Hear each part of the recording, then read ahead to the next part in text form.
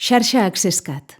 Xarxa d'innovació en accessibilitat de Catalunya, mitjans, educació i cultura. Generalitat de Catalunya. Departament de Recerca i Universitats. 15 per 15. El novembre de l'accessibilitat. L'accessibilitat al patrimoni. Rolando Viere. Grup de recerca Curbis. Universitat Politècnica de Catalunya. Abans de començar, agrair-vos la invitació. Com ja us vàrem explicar des del nostre grup, que som de l'àmbit de l'arquitectura, l'accessibilitat física realment i a l'entorn construït és una qüestió fonamental, però arran de la nostra expertesa vàrem començar a fer també accessibilitat digital. I començaré a explicar-vos una mica com ens vam nosaltres sumar en aquesta gran problemàtica de l'accessibilitat. Crec que esteu veient la meva pantalla. M'ho confirmeu, si us plau? Perfecte. D'acord, gràcies, Carme. Doncs bé, com ha dit la Carme, jo sóc del grup Curbis i concretament d'un subgrup dins del Curbis, que és el Centre de Política de Sòl i Valoracions, i vam començar a treballar temes d'accessibilitat física més o menys l'any 2008. L'estructura de la meva presentació és fonamentalment aquesta. Parlaré de com s'entenia i com s'hauria d'entendre l'accessibilitat universal i tota la complexitat que té en el món construït, però no en el món que s'ha de construir, en el que està construït i sobretot en el que té unes limitacions patrimonials que són preexistències històriques, i arran d'això, com en un projecte que és el projecte PATRAC, vam fer el desenvolupament d'una petita eina de diagnosi de l'accessibilitat i el desenvolupament d'entorns intel·ligents. L'eina d'avaluació de l'accessibilitat permetia, d'una banda, avaluar a l'entorn construït i com es podia accedir físicament a aquest. Però el més important era entendre que no tota la gent pot anar físicament a tots els llocs. Per això, el generar entorns intel·ligents que es pogués accedir online era també una part fonamental. I tot això dins d'això, no? El patrimoni cultural i arquitectònic és molt important. I com s'entén això? És el conjunt de béns mobles i immobles, sobretot immobles en el que àmbit de la ciutat i dels edificis, de caràcter històric, llegat pels avantpassats. Però quina és la funció que tenim nosaltres? L'hem de mantenir i l'hem de restaurar, perquè realment les futures, generacions puguin gaudir-lo també com l'estem gaudint nosaltres i també que el puguin conèixer com l'estem coneixent nosaltres. Dins d'aquest context també era molt important ser conscients de la riquesa patrimonial que hi ha en aquest país. I quan dic país, dic Espanya. Espanya en cadascuna de les seves comunitats autònomes té una riquesa patrimonial increïble, tant d'edificis, de caràcter romà, de lo que és l'antiga història, com de lo que és la història més contemporània, no? De l'edat mitjana, evidentment, i fins i tot d'allò que són les muralles històriques de l'edat mitjana. És un dels països que té més monuments molt variats, de diferents característiques, tant edificis com cascos històrics. Però, clar, què passa en aquest gran patrimoni, molt d'ell reconegut per la UNESCO? Que la gran majoria és inaccessible. És inaccessible des d'una perspectiva real, física, pendents, escales, portes molt estretes en els edificis de l'edat mitjana, però també és moltes vegades poc probable que es pugui adaptar per complir amb les condicions d'accessibilitat que afortunadament avui i cada vegada més inclouen les legislacions en matèria d'arquitectura i en matèria d'urbanisme. Doncs en aquest sentit, havíem de conèixer i hem de conèixer què vol dir l'accessibilitat universal. L'accessibilitat universal potser té moltes definicions i han anat canviant en el temps, no? Però fonamentalment quan vam començar a estudiar aquest projecte i aquest tema, estàvem encara en la Liondau. Hi havia moltes exigències tècniques que no estaven clarament definides. I l'accessibilitat universal havia que entendre-la com aquesta condició necessària de que aquesta accessibilitat tant física com ara, insisteixo, digital, estigui a l'abast de tothom, estigui en qualsevol entorn, en qualsevol producte, en qualsevol servei, per la qual cosa en qualsevol edifici i en qualsevol àmbit urbà. Totes les persones, tinguin la condició que tinguin, han de poder estar considerades en qualsevol entorn. Han de poder gaudir d'ell en igualtat de condicions o, com a mínim, en les condicions que les permetin, en funció de la seva pròpia situació, gaudir del seu entorn. I des d'aquesta perspectiva, aquesta conceptualització inclou necessàriament la concepció de sense barreres. No ha de tenir barreres un entorn que es crea de nou, que es dissenya, però també s'ha d'incorporar aquesta situació de substituir o eliminar sobretot les barreres que existien en els edificis històrics perquè aquesta adaptació dels entorns sigui progressiva. Clar, les barreres també són diferents, perquè entenem... Ups, perdoneu, m'he anat al final sense voler, disculpeu. Totes les barreres tenen, com deia, no? Diferències. Cada persona és un món. Una persona que té una pequeña limitació o una gran limitació auditiva, visual, física, són diferents. Per la qual cosa, aquesta idea de poder gaudir de tot ha de considerar totes aquestes problemàtiques des de les seves diferents característiques. No? I l'accessibilitat al patrimoni com una cosa específica l'enteníem com aquesta, i s'ha d'entendre com aquesta capacitat de que el patrimoni pugui ser conegut i gaudit pel nombre més gran de persones en condicions de confort i seguretat. Dues paraules, confort i seguretat, que són molt importants en qualsevol desenvolupament que es vulgui fer respecte a de voler que la gent pugui accedir a espais que per si mateixos són limitats en funció de la seva accessibilitat. I també implica necessàriament una rendibilitat social de les intervencions. Les intervencions de rehabilitació d'aquest patrimoni potser a vegades han de ser menys, com diem, no, papistes, des de la perspectiva de lo que és la normativa, intentant ser curosos amb respectar-la, però sobretot han de ser molt ingenioses des de la perspectiva de poder generar opcions. El patrimoni és un element físic, material, que té un valor. I un mur d'una església, per exemple, té un valor patrimonial i està protegit. Un mur d'un museu, també, d'una muralla, evidentment. No? Però què passa si no hi ha portes, per exemple, prou grans perquè pugui accedir-hi una persona en cadira de rodes?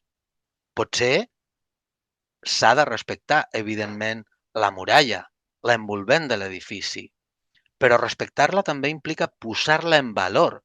I si s'obre un forat en una paret exterior d'un edifici, per exemple, i aquesta peça que es treu d'allà es deixa com una peça museística informativa que pugui generar informació afegida a la seva història i aquell portal per al qual pot accedir qualsevol persona, en el fons s'acompanya d'aquesta informació, això és una forma, evidentment, enginyosa d'intervenir sobre el patrimoni.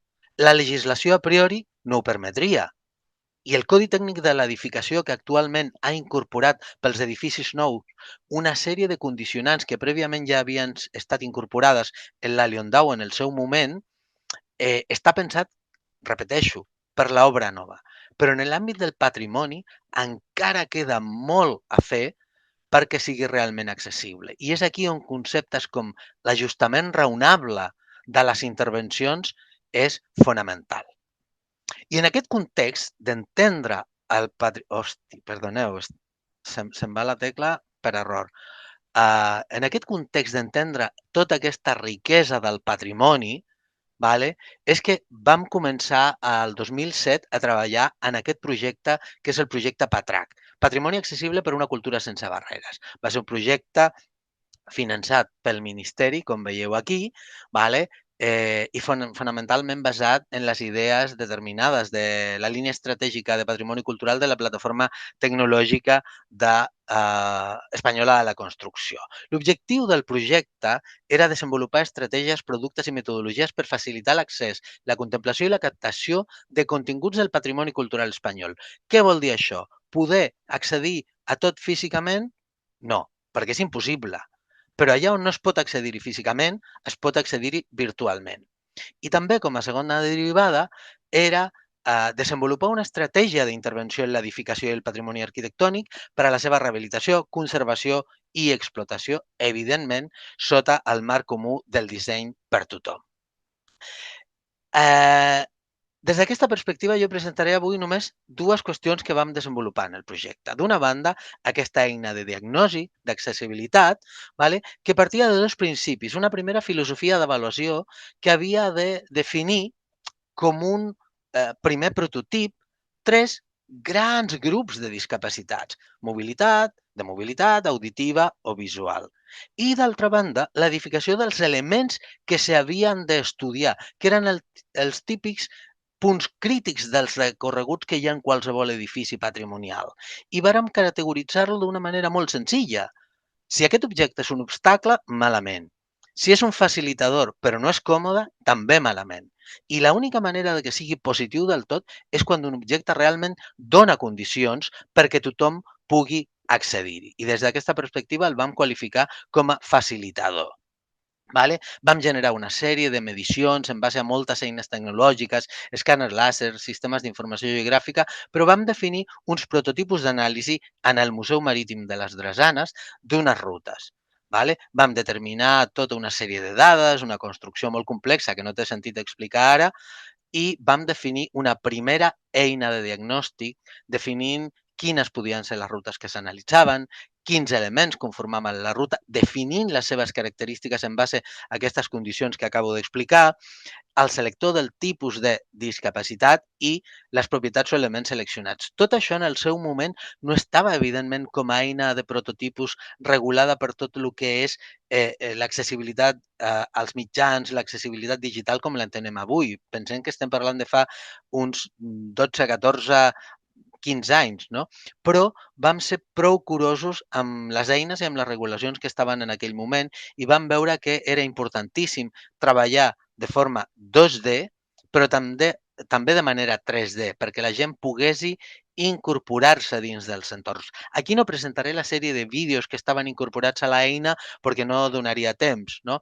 Però és important que heu de ser conscients que cadascuna d'aquestes pantalles té una sèrie de vídeos que tu podies estar o lluny, en remot, veient això dins del museu, o podies estar en el propi museu mitjançant una tablet fent consultes que t'entregaven informació addicional de l'espai on estaves. No?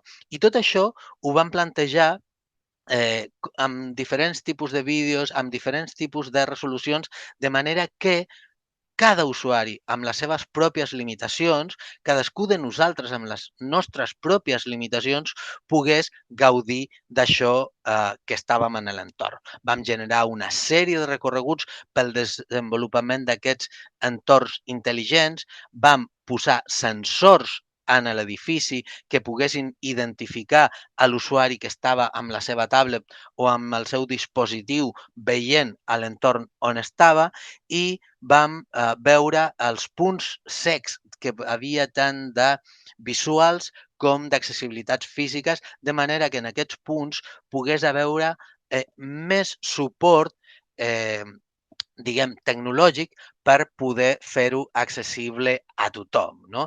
Vam treballar una sèrie de recorreguts de treballs, com us hem dit, i cada usuari que podia estar, per exemple, mirant una de les peces museístiques que estan en el Museu de les Drassanes, a la vegada tenia a la seva tablet més informacions, sensors RFID que parlaven tant de manera escrita com de manera sintètica, com de manera auditiva, de les principals característiques de la peça museística que s'estava veient. I a la vegada hi havia vídeos que entregaven informació original.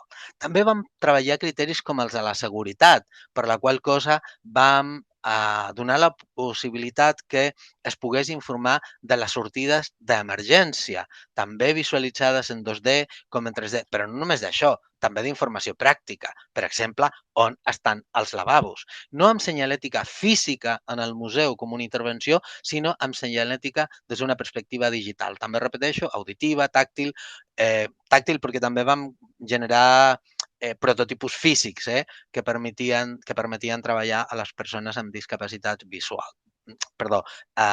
orientar-se a les persones amb discapacitat visual.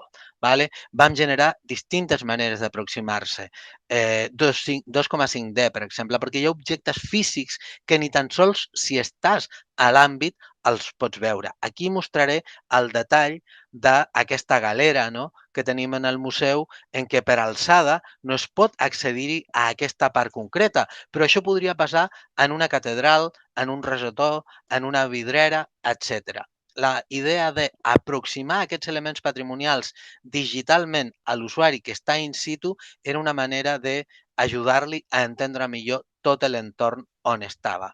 També mitjançant realitat virtual, generant diferents exercicis d'aproximació als entorns, generant recorreguts virtuals amb vídeos que es movien. Em sap molt de greu no poder mostrar-vos-ho perquè són llargs, per això, i tampoc té molt de sentit tallar-lo, però la idea era que veiéssiu que una eina d'aquestes característiques, aquesta potser està relativament obsoleta, no? Parlem de fa 10 anys, però quan es desenvolupa una eina d'aquests tipus és fonamental entendre que ha de tenir dins seu totes les consideracions, tots els públics objectius que han de poder arribar a veure cadascun dels objectes i poder entregar informació addicional d'aquests objectes a cadascun dels tipus d'usuari que en són part d'aquest recorregut, que en són part d'aquest àmbit del qual han de poder gaudir. Per exemple, aquí teníem la galera, no?, i l'usuari podia veure-la en un entorn navegant realment, com si tingués l'aigua, no? Hi havia una sèrie d'elements que s'afegien i que eren d'alt interès, però potser el més important d'aquesta eina, d'aquesta xerrada en el seu moment, va ser justament això, intentar sistematitzar el que eren els criteris de treball en aquell moment, vale?